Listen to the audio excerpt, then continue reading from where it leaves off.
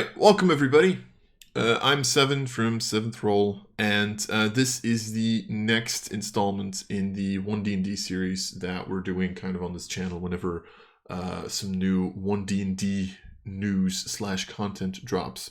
So, for those of you who don't know what One D&D is pretty much the playtests of the 6th edition of Dungeons & Dragons, or 5.5, or whatever you think this is going to be. Pretty much every now and again, Wizards releases a new packet of content, which we look at and see however much it has changed from the original version, how much it has changed from the original 5th edition. And we kind of have a look at just what we think of it and whatever. Now, usually that's just what I do with the introduction. I just go through like the start, whether or not, to introduce what's going on. You can already kind of see what's going to be the content for this, I guess. However, before this, I do want to make a disclaimer here. With the OGL shit that happened in the previous couple of weeks, that seems to have died down a little bit with, Wizards having quote-unquote given up on getting rid of the original OGL and even putting a lot of 5th edition in Creative Commons. I'm still not sure whether or not I'm actually going to get 6th edition. We're at least not switching Imanot off of 5th edition, even if it comes out during the campaign. I currently don't have any plans to start any new campaigns in 6th edition. I might actually legitimately just stick to 5th edition permanently. But I want you guys to know that I'm mostly just making these videos because I think that it's interesting to look at kind of like the design that they're going with.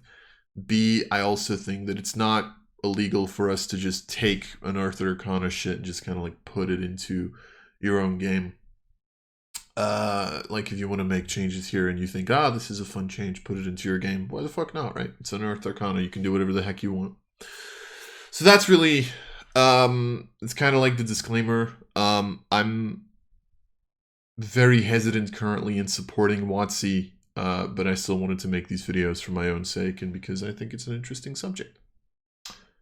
So with that, let's get into the Unearthed Arcana. I really need a coffee machine here, God, because I'm going to get through this in like half the fucking thing, I guess. How many pages is it? 29. Of course it is.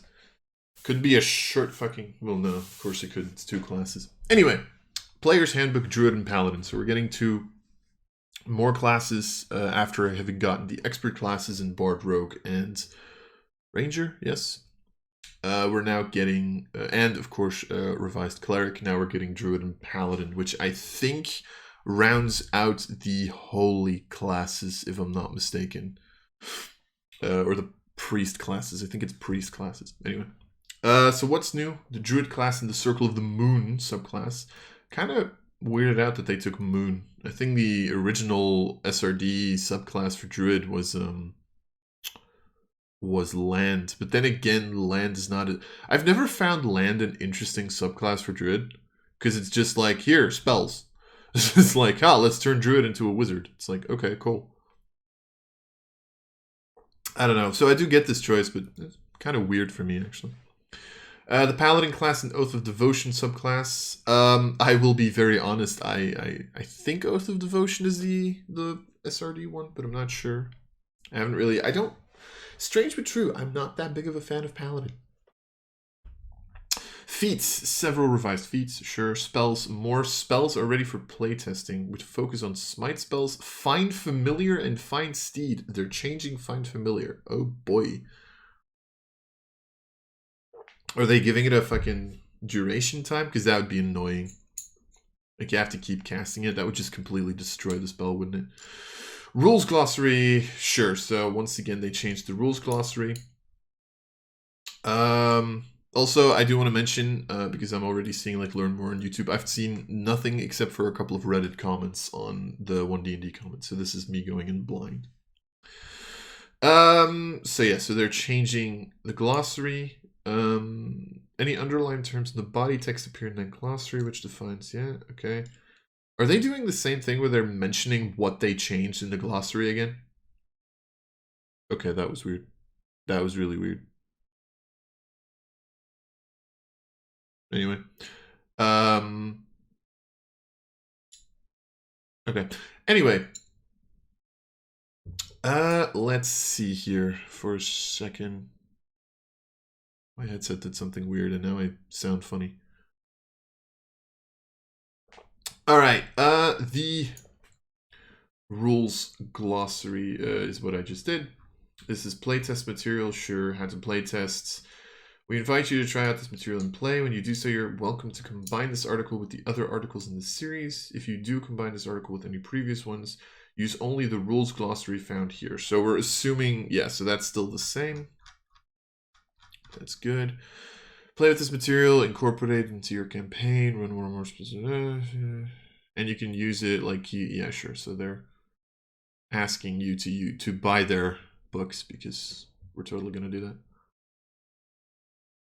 Power level, they're still testing it. I don't know why this is in here. And feedback, give us feedback. Please give us feedback. Please give us feedback. Isn't that literally like it? Like, I don't know. It's just, parts of a character class. So they are explaining character classes again. Each character class contains the rules elements. Sure, so you have a primary ability.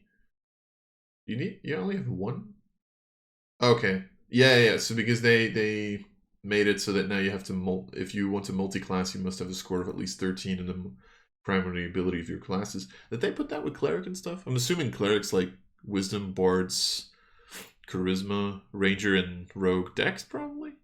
Or was ranger wisdom? Ranger was also wisdom, I think. They explain the class groups again. It's priests, yeah. So cleric, druid, and paladin are the priest groups. Stewards of divine or primal magic. Woohoo! And the artifice is also an expert. So this hasn't really changed yet. Because they're just using these class groups for specific feats and whatnot if they want to generalize it between like 3 different classes or whatever. So that's cool. And creating a party of adventurers, one way to form a well-rounded group is to include one member of each class group. Let's not just pick your fucking class, jeez. Creating a member of a class. A character's class description includes a section on how to create a member of that class. That section tells you how to determine your hit points, proficiencies, and armor training you gain from the class. The equipment the class provides at first level, and how to use the multi-classing rules with the class. Actually, just